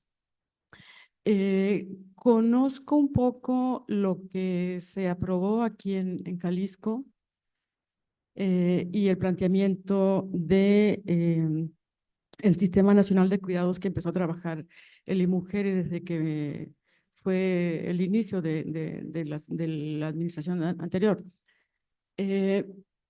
Pero sí creo que hay mucho discurso, a lo mejor es un buen paso el poder hacer cada vez más familiar esta preocupación y que cada vez más grupos y personas que toman decisiones coincidan con la necesidad de conformar este Sistema Nacional de Cuidados. Pero luego parece que en el mejor de los casos, cuando se aprueba, como aquí en Jalisco, hay una dificultad muy grande para operar, para aterrizar, para traducir en política pública, porque como bien decías, está el tema presupuestal pues que no permite mucho de dónde agarrarse. Entonces, eh, a ver, si digamos, todos los ámbitos que plantea digamos, esta discusión o esta propuesta de los cuidados, del sistema de cuidados son muy difíciles de avanzar, pero pensando en voz alta, a mí me parece que pudiera establecerse una estrategia transversal. Por ejemplo, en el tema de la educación, tenemos que aprender a cuidar. Y por qué la Secretaría de Educación, ahora que estamos estrenando administración, ¿por qué no es posible empezar a considerar este contenido de cómo desde pequeños aprendemos a cuidar a las otras y a los otros. Por supuesto, al cuidado del medio ambiente también, como dice Amaya Pérez Orozco, estoy en esa línea con ella. Pero son cambios, como bien lo dices, que tienen que trastocar el sistema,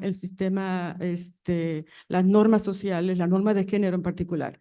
Entonces, así como es importante y necesario que las mujeres nos eduquemos a ser más autónomas en todos los planos, incluyendo, por supuesto, el de la economía, ¿por qué no señalamos o no, por qué no invitamos a esta mirada de que es importante que los niños aprendan a cuidar a los ancianos, a los animales, a las niñas, a las otras niñas, a sus compañeritos de preescolar, a las de primaria, a las que ordinariamente hostigan y violentan, o sea, que se haga esta cuestión.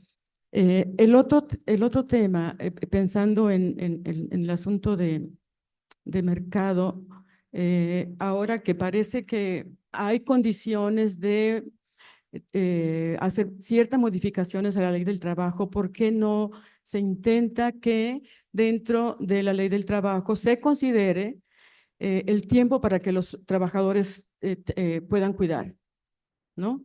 Porque mientras que no haya, digamos, a nivel legislativo, pues todavía va a ser más difícil.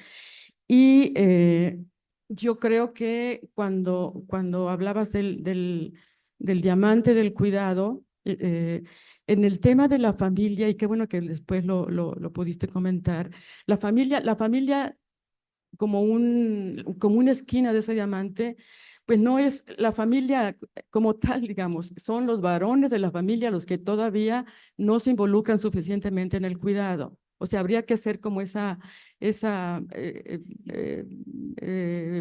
énfasis en que ese tipo de cambios son los que son necesarios. Y entonces estaríamos hablando de el cuidado como un derecho y como una obligación. Y bueno, habría que ver entonces para qué sujetos es un derecho y para qué sujetos es una obligación, porque eso nos ayuda también a tener más claro el camino o el tránsito por el que tenemos que irnos. Esos son mis comentarios.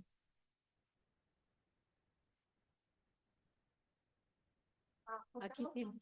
Aquí vamos a ver y luego, ¿sí? Pues leemos aquí dos y luego tenemos cuatro. Ok. Ajá. Bueno, aquí leemos una de ellas. Ay. Sí, me tengo que mover más arriba. Así no. Allá, ya, ¿no? Ese es, ¿no? De Mónica Arreola, que pregunta, ¿qué opinión tiene en cuanto al tema de las adultas mayores y la dependencia que viven en su vejez? No solo es económica, dada su dedicación exclusiva al trabajo no remunerado. Y luego otra participación, estabas abajo, pero es Toika Brachos, bueno, me da las gracias, y me pide que comente más sobre el reto para los presupuestos, y entonces me quedo con esas dos, si quieren, y con las participaciones aquí. Yo la verdad creo que sus participaciones son más, pues compartir la reflexión que yo tener una posición al respecto, porque la comparto, o sea, lo que tú dijiste lo comparto de diferentes formas. Bueno, pero está esta cosa de la primera, que es el sentir de las mujeres de quedarse en su casa y atender a la familia, claro, muy respetable y todos tenemos derecho a posicionarnos en querer participar en el cuidado de diferentes maneras. Pero sí sabemos que hay una suerte de ¿qué les puedo decir? La sociedad quizás valoraría el trabajo de las mujeres de quedarse en casa, pero también sabemos que hay una expresión de desigualdad en en ese arreglo social. Entonces, yo lo que creo entonces es que ese diamante del cuidado donde tendrían que estar balanceados los vértices es lo utópicamente alcanzable, ¿no? Porque pues en realidad no creo que se logre que cada vértice tenga su posibilidad, pero sí creo que esos vértices son centrales para avanzar en una línea donde la gran desigualdad, que para mí sí es la desigualdad de género, se modifique. O sea, se modifique porque evidentemente que que todos y todas respetamos el tema de atender a la familia como legitimar ese trabajo y darle un peso importante en la sociedad y absolutamente respetable, pero yo creo que ese diamante del cuidado tendría que realmente tener posibilidad, que el Estado participara para que esa participación en la familia pues tuviera, digamos, posibilidad tanto en términos de políticas del Estado, etcétera, pero hay todo un reto pues, que tiene que ver con la culpa, con los señalamientos de la culpa, porque desafortunadamente el trabajo de cuidado en la familia no tiene el mismo valor que el trabajo remunerado, no se valora igual, culturalmente no se valora igual y a lo mejor eso sí es un asunto de que empecemos desde chiquititos a decir esto es trabajo, porque lo que sucede es que no se define como una actividad que nos hace posible la vida. ¿Sí? Y si desde chiquitos no la vemos así, o chiquitas, va a ser muy complicado. Entonces, todo lo que yo presenté, bueno, ¿qué les puedo decir? Son miradas de lo que tendría que estar en juego para modificar este reparto desigual del cuidado, pero yo también estoy consciente que es un cambio estructural, o sea, necesitamos otra sociedad, básicamente necesitamos otra sociedad, es verdad, ¿no? Y por eso es que hay autoras que dicen, no, pues es que en esta realidad no hay manera, o sea, por más que haya políticas y por más que el Estado se comprometa, etcétera, pues estamos en un arreglo donde no hay manera de que cada componente el diamante del cuidado se involucre.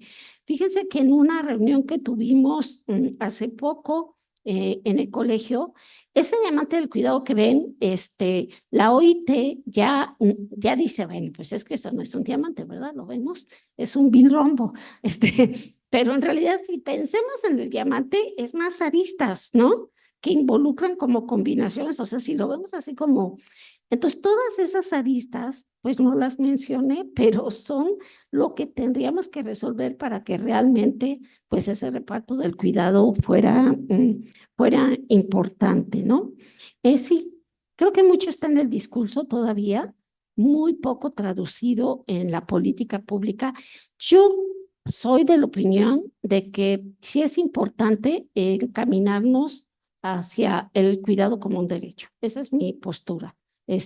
Seguramente hay como otras entradas, decir, bueno, pero si no hay políticas públicas, si no hay presupuesto, sí, pero yo sí creo que ese mandato es central, es central por muchas razones, entonces creo que valdría la pena seguir presionando como sociedad para que realmente hubiera políticas públicas que nos permitieran pues ir avanzando en una estrategia para reducir esa desigualdad.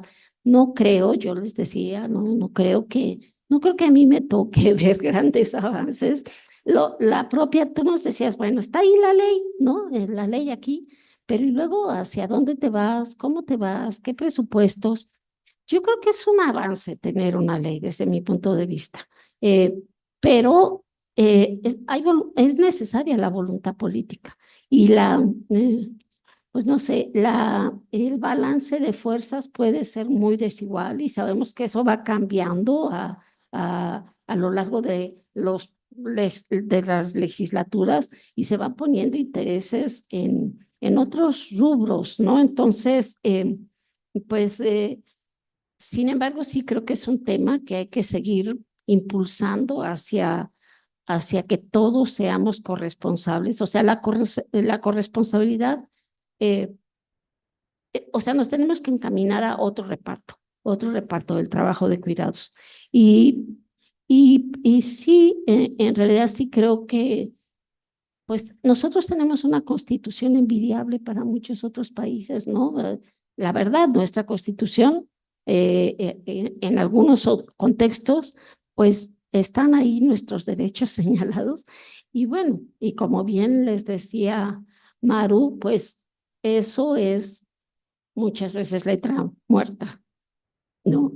Y en ese rombo, y no diamante, en ese rombo de los vértices del diamante de cuidado, platicábamos Maru y yo de, ¿y dónde está el cuidado del Estado a nuestras vidas? ¿Sí? Porque, bueno, no lo planteé aquí, pero el tema de la violencia en nuestro país es central y no solo es la violencia real, pero también la violencia política, pero también, y ese cuidado es fundamental. O sea, si el Estado no nos cuida, pues va a ser muy difícil que nos encaminemos a que los otros vértices del diamante del cuidado tengan posibilidad.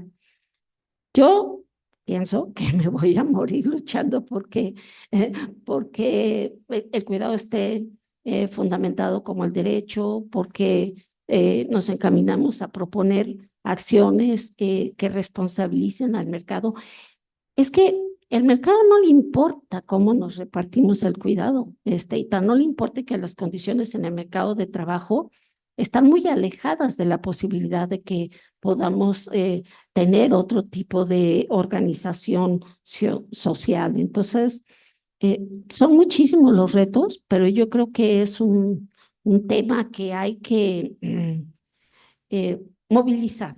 Yo sí creo que es un tema que hay que movilizar, como muchos temas que pues se quedan en nuestra utopía, pero que tenemos que seguir poniéndoles. Es complicado, sí, creo que es bastante complicado y sí pienso que de las participaciones, el asunto de las estrategias transversales sí es central, o sea, tiene que atravesar por pues diferentes ámbitos y piensen, por ejemplo, en el outsourcing, ¿no?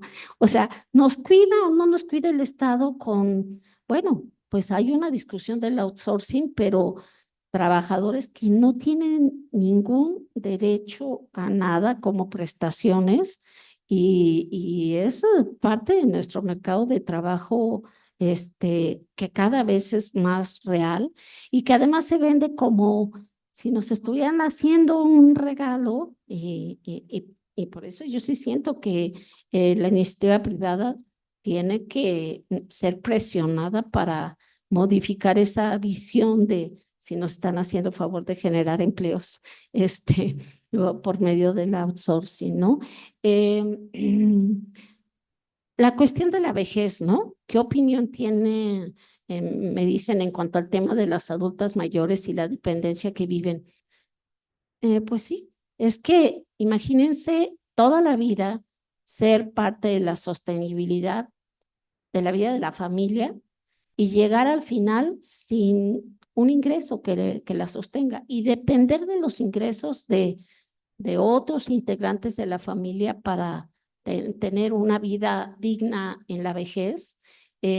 ¿Por qué? Porque, pues sí, hubo una dedicación exclusiva al trabajo no remunerado.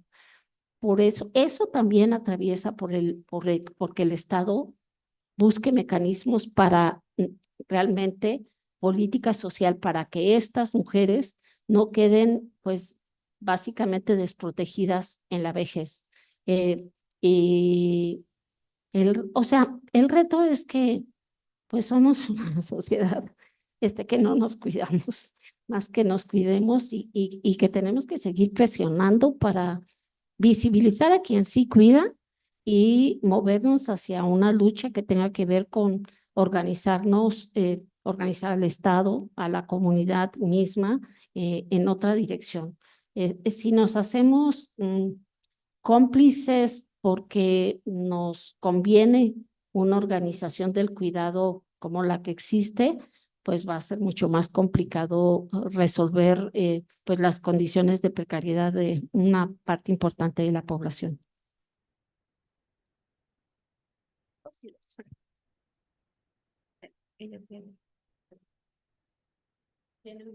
Bueno,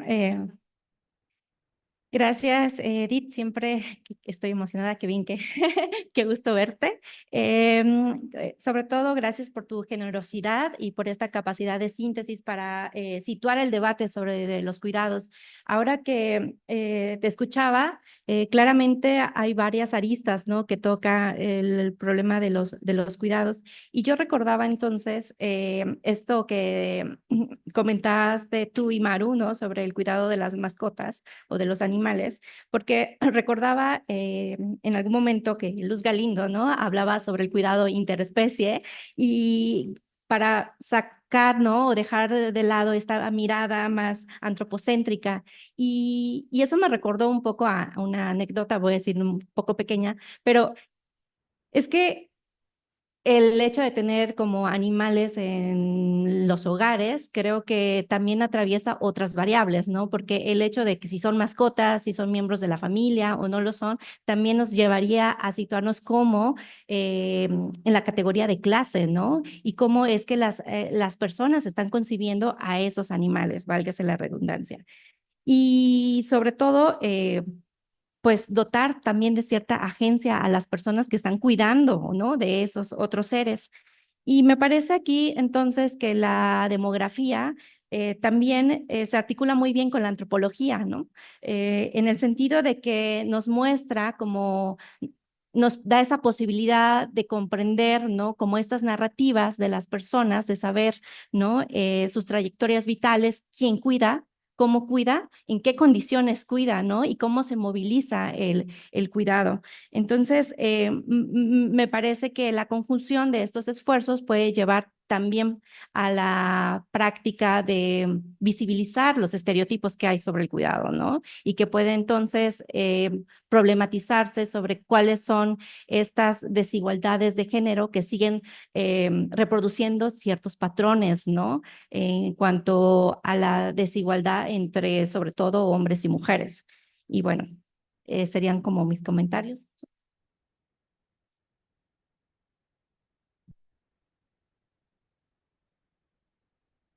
Bueno, pues muchas gracias, doctora. La verdad es que me quedo como con mucha tarea para hacer. Actualmente yo estoy trabajando cómo se llevan a cabo los cuidados en contextos rurales, en un pueblo y en una situación pues de enfermedad, de contaminación, ¿no? Entonces, he hecho como una revisión así muy por encimita de todo esto que está en boga del Sistema Nacional de Cuidados y tal, que ahorita pues me llevo con muchas pautas para ordenarlo en función de mi problema de estudio, pero sí me queda, por ejemplo, en esta definición de sostenibilidad de la vida, cómo entender lo que es vida más allá de lo humano, ¿no? Entonces, por ejemplo, hay definiciones que hablan del cuidado como que integran la parte del ambiente, ¿no?, el cuidado del entorno, y que en contextos rurales también sucede, ¿no? Entonces, ¿cómo en todo esto integrar este elemento que está por ahí, entendiendo como la vida como algo más amplio que los seres humanos, ¿no? Y otra cosa, bueno, también viendo un poco todo esto del Sistema Nacional de Cuidados, de cómo hacerlo operativo por parte del Estado, también había revisado un poco que justamente pues para poder hacerlo efectivo hace falta una reforma fiscal, ¿no? Que se pueda realmente establecer los parámetros para llevar a cabo tal o cual cosa, procedimiento a partir de ello. Y también tengo una pregunta que es muy breve. cuando comentaba lo de autoconstrucción o reparación, me quedaba duda de si lo considera usted también parte de un trabajo de cuidados. Nada más ahí me quedó como esa duda, pero la verdad es que estoy muy agradecida de su exposición. Sí. Bueno, una de las preguntas es el tema de por qué considero que el trabajo de cuidados y el trabajo doméstico son también trabajo productivo. Y bueno, referencias. Y otra de ellas es, ¿qué significa para usted, me dicen, el término cuidado digno? ¿Y cómo cree que este concepto se aplica en la atención y respeto hacia las personas? Espérame tantito. Sí, yo creo que sí.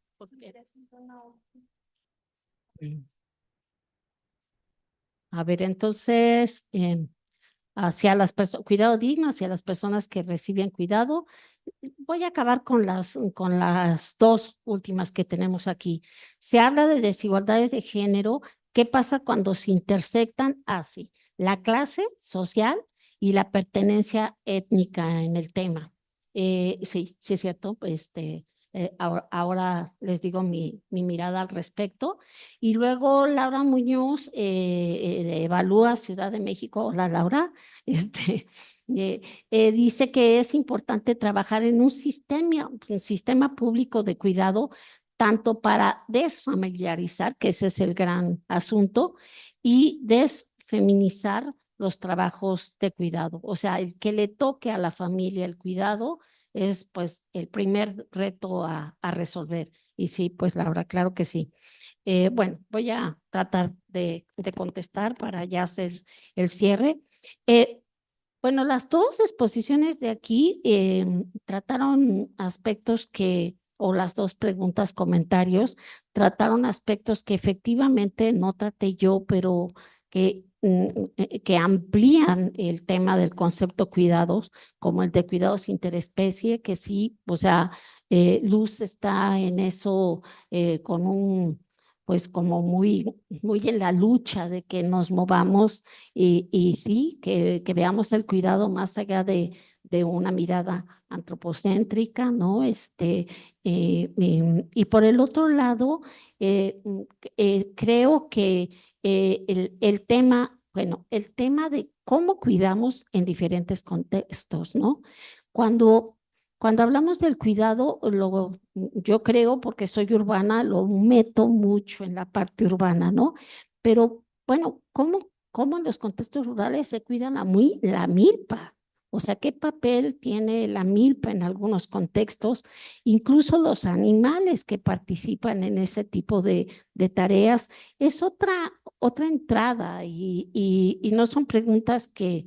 sí es cierto que nuestras preguntas de cuidados, muchas tienen que ver con un aspecto más urbano que rural, y por eso los estudios antropológicos son centrales. No hay manera de que las encuestas de corte como las que comenté aquí, demos cuenta de esa gran diversidad y la importancia del cuidado en ciertos ámbitos particulares, ¿no?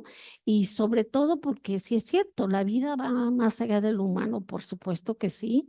Y sí, hay que tener cuidado al respecto, ¿no? De que, pues yo no me cuido, me doy cuenta que toda la plática no me cuidé en irme más allá del humano, lo cual, pues, es para mí bien importante dar pláticas porque me doy cuenta de todo lo que no veo y que sería importante ver.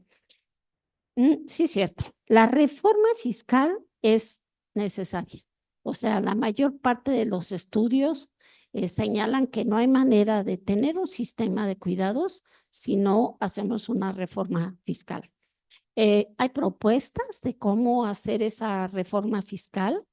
Hay propuestas que han ido avanzando un poco más de digamos, de la parte más enunciativa, pero desafortunadamente hay propuestas que no atraviesan los sexenios. que se quedan en un sexenio y luego ya no se retoman en el siguiente sexenio, bueno, los gobiernos, porque los países no solo son sexenales, pero sí tenemos experiencias en América Central, sí se han resuelto aspectos de reformas fiscales o bueno, sí se ha avanzado en el tema de la reforma fiscal, sí, yo creo que no hay forma de transformar o encaminarnos hacia la construcción de un sistema de cuidados si no tenemos una reforma fiscal. Vean, ¿de dónde vamos a sacar el dinero si el 2% del presupuesto es la posibilidad de que se reduzcan los tiempos de cuidado para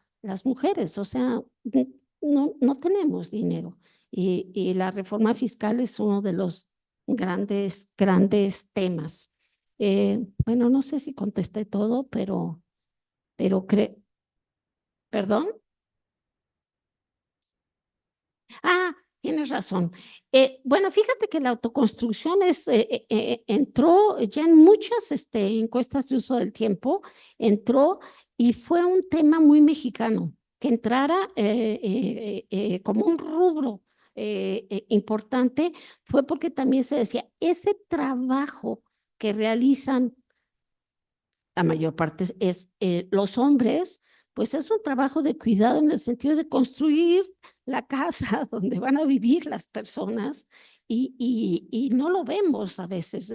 Piensen en nuestras ciudades, o sea, el peso de la autoconstrucción es enorme, o sea, enorme. La Ciudad de México no se diga, la autoconstrucción es, pues no sé, yo no soy especialista, pero trabajo en un centro que se llama Centro de Estudios Demográficos, Urbanos y Ambientales, y uno de los grandes temas de estudio pues es la autoconstrucción, porque hay infinidad de aspectos por revisar del tema de la autoconstrucción y sobre todo porque muchas veces están involucrados muchas personas de la familia en la autoconstrucción y en las condiciones de vida, ¿sí? Porque la autoconstrucción también implica pensar en cierto tipo de condiciones de vida que muchas veces son la única posibilidad de que las familias vivan en un techo, pero muchas veces también la posibilidad de que en ciertos momentos no sea seguro ese techo, ¿no? Entonces, sí, hay mucho por recortar. Y yo creo que si todo se está moviendo al cuidado y como que el trabajo, pues no sé, o sea, es vital decir que nos reproducimos porque trabajamos, sea remuneradamente o no remuneradamente, pero ese trabajo tiene el apellido de cuidado, ¿sí? Entonces, también no es que sea o trabajo cuidado, sino que el trabajo es cuidado, ¿sí? Y en ese sentido yo sí me adscribo a seguir preocupándome por el trabajo de cuidado. No, pues muchas gracias. Yo nada más un comentario de como Edith y yo hemos recorrido tantos años juntos, qué vergüenza, pero somos muy jóvenes. Lo interesante es lo que hemos presenciado, es decir, del debate de la centralidad del trabajo, ¿no? En que había la asociación, bueno, y Betty también ha estado en estas, ¿no? La centralidad del trabajo y que todo era en centro del trabajo y analizamos al trabajo, luego nos pasamos a los trabajadores, luego las trabajadoras, luego los sindicatos, pero no veíamos esta complejidad ni los acompañamientos, digamos, ¿no? Entonces, ahora estas multidimensiones, las transversalidades, la presencia del Estado, ¿no? Lo rural, lo urbano, nos hace ver como otras dimensiones que al paso del tiempo, pues los hemos ido pudiendo ver, pero es interesante que generacionalmente las preguntas que tienen ustedes y con lo que nosotras iniciamos, y el diálogo, además de las disciplinas, hace muy rico este tipo de encuentros, ¿no? Entonces, pues les agradecemos mucho que hayan hecho el esfuerzo de venir, ¿no? De compartir con nosotros sus pensamientos y que las nuevas generaciones estén aquí acompañándonos. Y pues les agradecemos mucho, esperamos que no sea la última vez, esperamos que Edith esté más con nosotros, en la provincia. Bueno, y pues muchas gracias, les agradecemos a todos su presencia.